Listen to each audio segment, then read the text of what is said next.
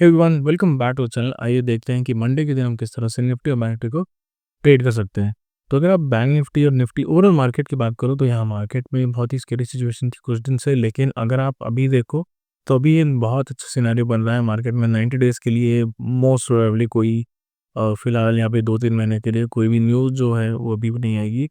Trump के tariff की news की वजह से ये जो भी प्रॉब्लम हो रही थी कुछ दिन के लिए, हो सकता है कि हमें उससे एक टेम्पररी रिलीफ मिला है और तब तक कंट्रीज़ जो है एक डी जो है वो यूएस के साथ बात कर रहे हैं कि किस तरह से टैरिफ को मैनेज किया जाए, हम थोड़ा घटाएंगे आप थोड़ा घटाओ एंड ऑल दोस थिंग्स। तो यहाँ पे अगर आप देखो बहुत ज़्यादा पॉजिटिविटी नहीं है, बट जो नेगेटिविटी थी वो कम हो गई है। तो यहाँ पे अगर आप देखो तो जिस तरह से ये पैटर्न मूव कर रहा है, मैं आई एम नॉट श्योर कि this is going to pause. अगर ये पॉज होता भी है तो यहाँ पे हमें फर्म देखने को नहीं मिलेगा। Market has to go sideways because यहाँ पे कोई पॉजिटिव न्यूज़ नहीं है, यहाँ पे कोई नेगेटिव न्यूज़ नहीं है। तो हो सकता है एक एरिया मार्केट बनाए और धीरे धीरे करके उसको ट्रेड करता रहे। तो यहाँ पे अगर आप देखो 21,000, लेट मी क्लियर दिस, 22,000 के आसपास एक बेस एक बनता हुआ दिख रहा है और हायर पॉइंट पे हो सकता है कि 24,000 या 25,000, 24,000 मोस्टली ये एक बेस बने। तो हो सकता है कि मार्केट इसी एरिया में घूमता रहे और हमें यहाँ पे कोई भी बड़ा मूव देखने को ना मिले।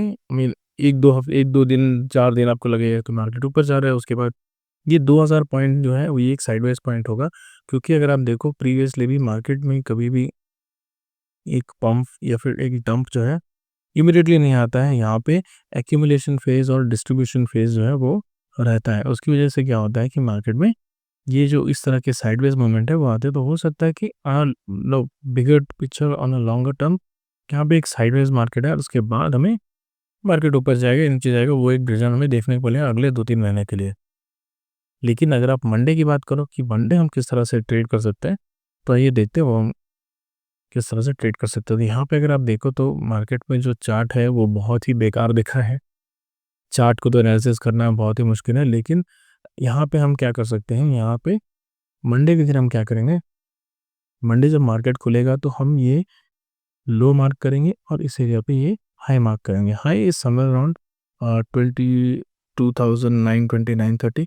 अगर देखो मार्केट बीच में खड़ा है तो मार्केट दोनों साइड में, अगर मार्केट ऊपर खुल के 929-930 को क्रॉस करता है तो हो सकता है 23,000 ये हिट कर दे और उसके बाद यहाँ पे थोड़ा मूवमेंट अगर साइडवेज 23,000 के आसपास देता है तो हो सकता है आने वाले टाइम पे हमें और ऊपर जाते हुए दिखे। लेकिन मंडे के दिन ये एरिया बहुत क्रुशियल होता है, मार्केट इसके आसपास कहीं अगर क्लोज करता है तो हमें और बुलिश मूवमेंट्स देखने को मिल सकती है। लेकिन अगर मार्केट नीचे की तरफ आता है 22,700 600 इस एरिया में आके मार्केट खुलता है और इस एरिया में आके कहीं क्लोज होता है तो हमें हो सकता है कि फ्यूचर में ट्यूसडे वेडनेसडे के आसपास हमें एक लोअर साइड मार्केट जाता हुआ दिखे।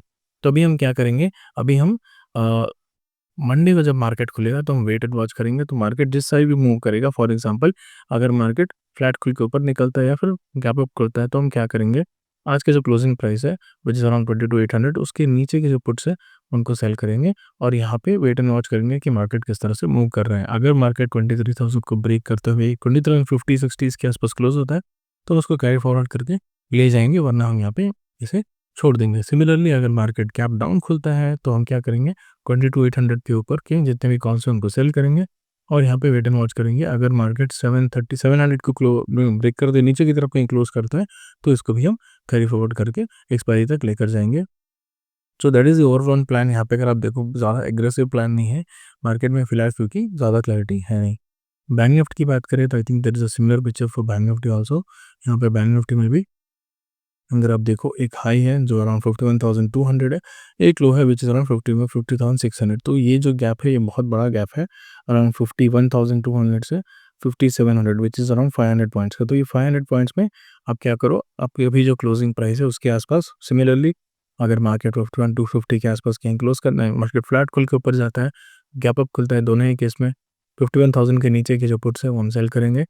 अगर मार्केट 51,200 के आसपास कहीं क्लोज करता है या फिर उसके ऊपर क्लोज करता है तभी हम इसको कैरी फॉरवर्ड करेंगे यहाँ पे, या नहीं तो हम इंट्राडे में इसे निकाल देंगे।